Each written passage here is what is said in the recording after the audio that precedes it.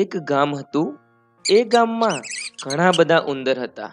ઘરમાં ઉંદર, બગીચામાં ઉંદર, પેટીમાં જુઓ તો પણ ઉંદર, કબાટમાં પણ ઉંદર, મોટા ઉંદર, નાના ઉંદર, બહુ જાડા ઉંદર, પાતળા ઉંદર, કાળા ઉંદર, ધોળા ઉંદર, જ્યાં જુઓ ત્યાં બસ ઉંદર જ ઉંદર.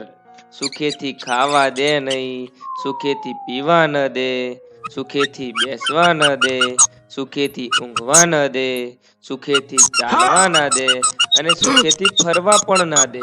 આમ જુઓ તોય ચૂં ચૂં ચૂં, તેમ જુઓ તોય ચૂં ચૂં ચૂં, જ્યાં પણ જાઓ ત્યાં બધે જ ચૂં ચૂં ચૂં કરે. હવે શું કરવું? હવે ક્યાં જવું? ગામના લોકો બધા કંટાળ્યા. એક દિવસ એક વાંસળીવાળો આવ્યો. જરાક જેટલી દાઢીવાળો, લાંબા લાંબા વાળવાળો, લાલ ટોપી પહેરી છે અને પીળો ડગલો પહેર્યો છે. લોકો કહે, ભાઈ, અમે તો કંટાળ્યા, આ ઉંદરોથી હારી ગયા.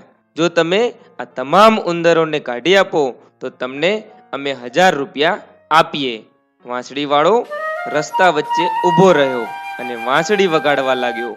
પછી તો પૂછવું જ છું.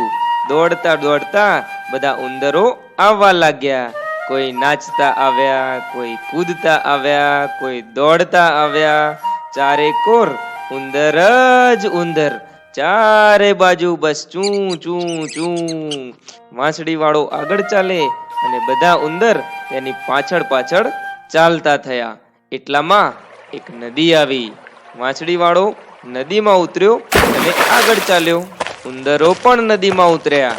વાંસળીવાળો તો નદી ઓળંગી ગયો, પરંતુ ઉંદર બધા નદીના પાણીમાં ડૂબી ગયા. લોકો તો બધા રાજી રાજી થઈ ગયા. વાંસળીવાળો ગામમાં પાછો આવ્યો અને બોલ્યો, લાવો ભાઈ 1000 રૂપિયા. લોકો કહે, રૂપિયા કેવા ને વાત કેવી? જા, છાનો માનો ચાલો જા. ઉંદર મારવાના તે કઈ 1000 રૂપિયા હોય? વાંસળીવાળો તો કંઈ બોલ્યો નહીં. વાંસળી લઈ તેને ફરીથી વગાડવા માંડી. વાંસળી વાગી ને પછી તો પૂછવું જ છું. એક છોકરું બહાર આવ્યું, બીજું છોકરું બહાર આવ્યું, ત્રીજું છોકરું બહાર આવ્યું. બધા છોકરા બહાર આવ્યા. કોઈ ઘરમાંથી આવ્યા, કોઈ બહારથી આવ્યા. નાના આવ્યા, મોટા આવ્યા, જાડા આવ્યા, પાતળા આવ્યા, કાળા આવ્યા, ગોરા આવ્યા. આમ જુઓ તોય છોકરા, તેમ જુઓ તોય છોકરા. કોઈ નાચતું આવ્યું, કોઈ કૂદતું આવ્યું, કોઈ દોડતું આવ્યું. ચારે કોર બસ છોકરા જ છોકરા. અરે, ઊભા રહો, ઊભા રહો. પણ છોકરા શાના ઊભા રહે? એ તો ચાલ્યા વાંસળીવાળાની પાછળ નદી તરફ. લોકો હવે બધા ગભરાયા.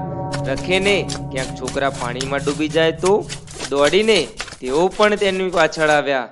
લે ભાઈ વાંસળીવાળા, લે તારા 1000 રૂપિયા ને હવે તું બીજે ગામ જા. વાંસળીવાળો હસ્યો, 1000 રૂપિયા લઈને ચાલતો થયો.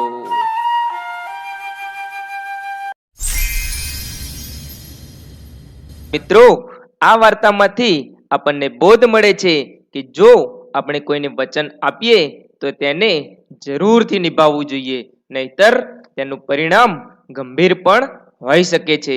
અને જો કોઈની મદદ લઈએ તો આપણે તેની કદર પણ કરવી જ જોઈએ.